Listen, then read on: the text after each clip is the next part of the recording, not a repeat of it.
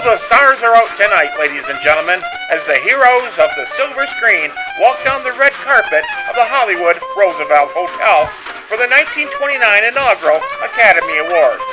Yes, folks, all the stars are here, from Louis Milestone to Janet Gaynor, and of course, the one and only Alice Cinders herself, Colleen Moore.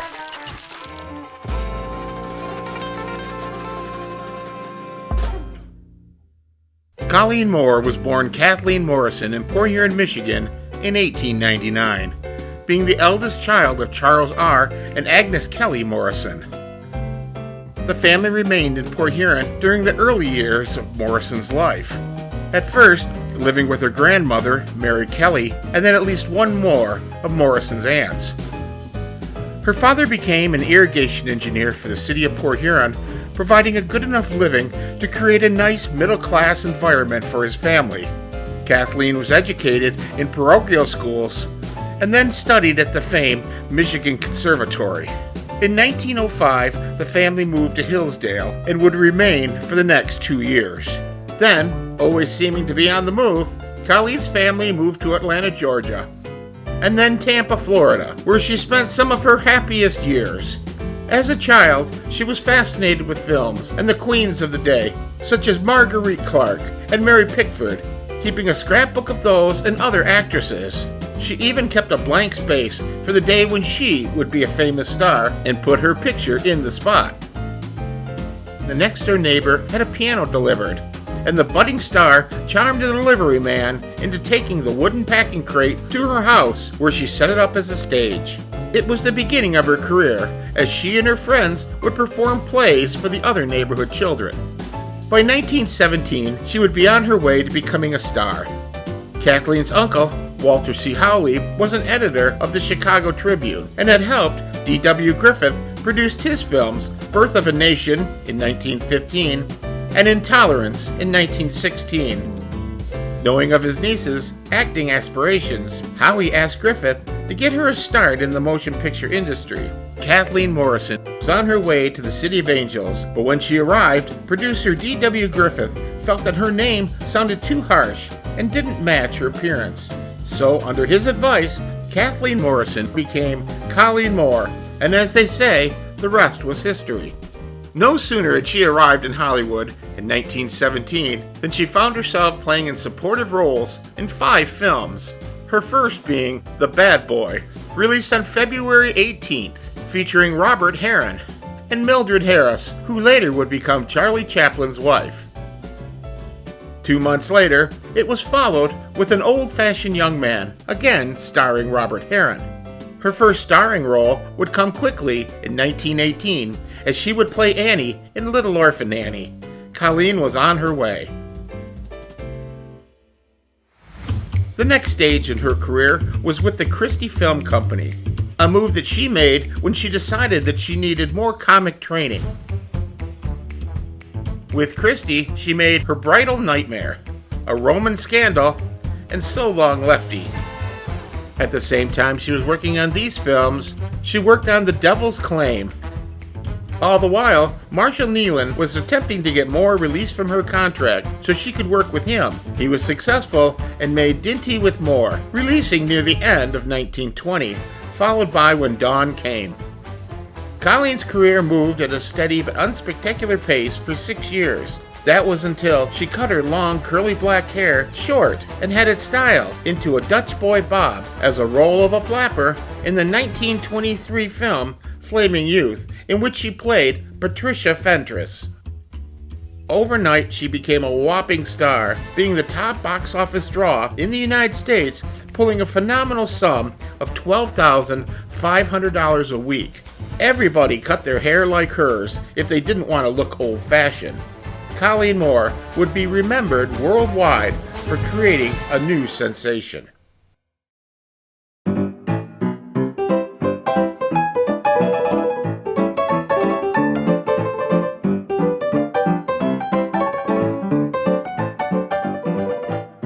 Colleen also starred in a number of westerns opposite Western star Tom Mix. But the movies that defined her the most were those of the flapper.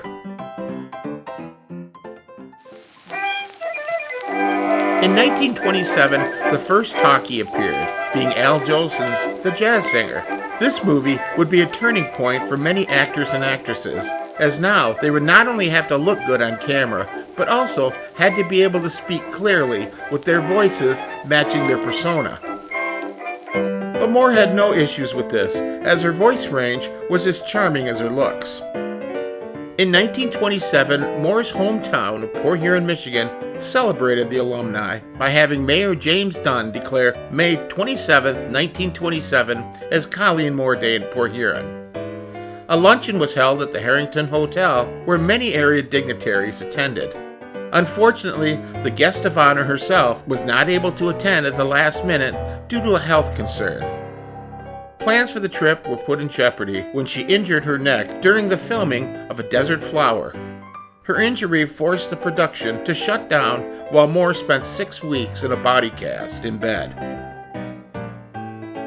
Once out of the cast, she completed the film and left for Europe. Her first film upon returning to the States was We Moderns, set in England with location work done in London while on tour.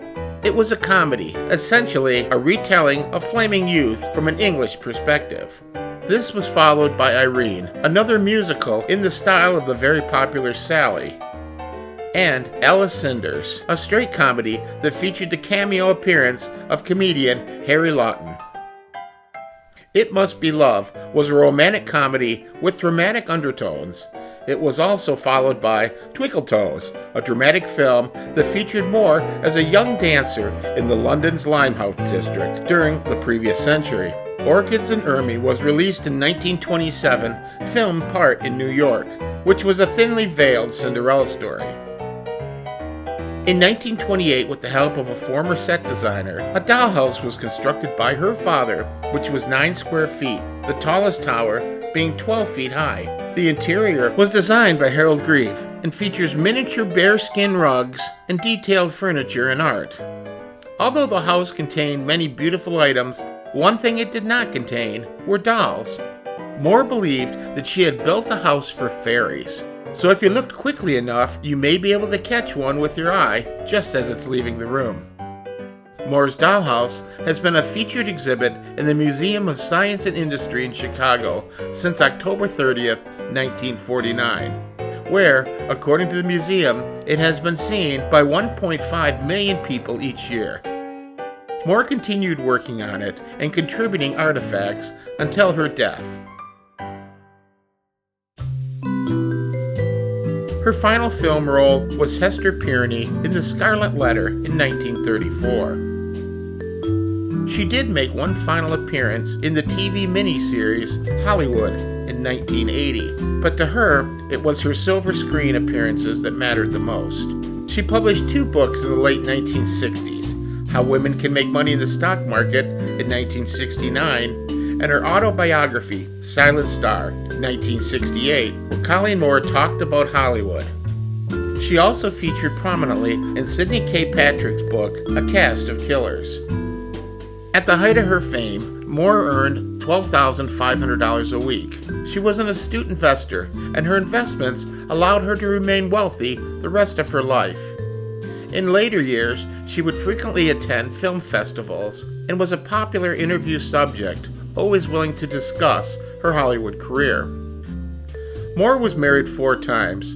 Moore's 3rd marriage was Homer Hargrave, whom she married in 1936. He provided funding for her dollhouse, and she adopted his son, Homer Hargrave Jr., and his daughter, Judy Hargrave. The couple remained married until Hargrave's death in 1964. In 1982, she married builder Paul Margot, and they remained together until Moore's death in 1988. On January 25, 1988, Moore died of cancer while living in California. For her contributions in the motion picture industry, Colleen Moore received a star on the Hollywood Walk of Fame at 1551 Vine Street. Over her career, Moore would appear in over 64 films and shorts. She touched many lives, leaving an indelible mark on movie history. Writer and actor F. Scott Fitzgerald once wrote of her, I was the spark that lit up flaming youth, but Colleen Moore was the torch. What little things we are to have caused so much trouble.